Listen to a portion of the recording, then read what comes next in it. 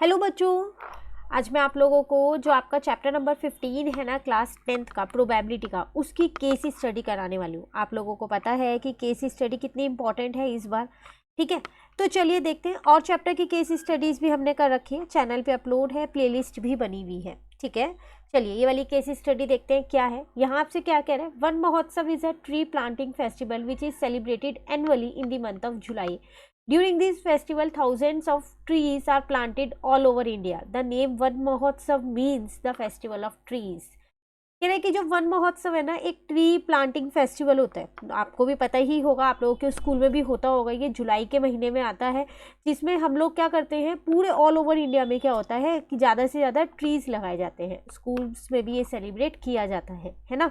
अब वो आपसे आगे क्या कह रहा है, in a school One Mahotsav was celebrated. 250 students took part in the festival with zeal and helped each other in planting trees. Look at the table given below. एक school का डेटा आपको यहाँ दे रखा है।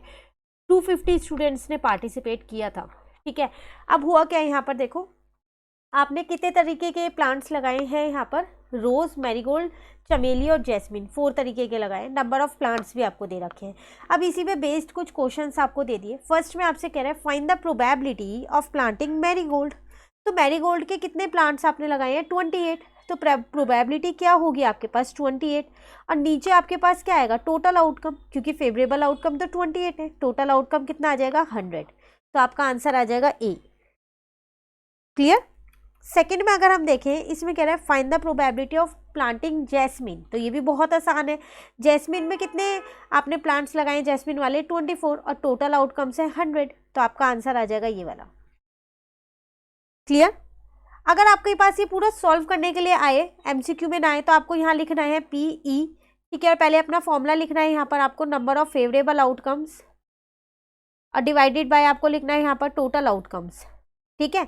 अब इस इवेंट में आपको यहाँ पर क्या लिखना है, प्लांटिंग जैस्मिन। मैं इसलिए एक आपको बता रही हूँ ताकि अगर पूरा सॉल्व करने के लिए आए तो आप पूरा भी सॉल्व कर सकते हैं। प्लांटिंग जैस्मिन, फेवरेबल आउटकम है 24, टोटल आउटकम है 100। क्लियर है। चलिए नेक्स्ट में आपसे क्या कह रहा है, find the probability of planting rose. तो आसान है, रोज के 32 प्लांट्स आपने लगाए हैं, टोटल आपके पास है 100। क्लियर। नेक्स्ट में कह रहा है find the probability of planting चमेली एंड रोज। अब दोनों एक साथ है, चमेली और रोज। तो चमेली के आपके पास 16 है और रोज के आपके पास 32 है। दोनों को प्लस कर दो तो 6 + 2 8, 3 + 1 4 हो जाएगा, 48। अब मेरा फेवरेबल आउटकम 48 हो गया और टोटल हो गया मेरे पास 100।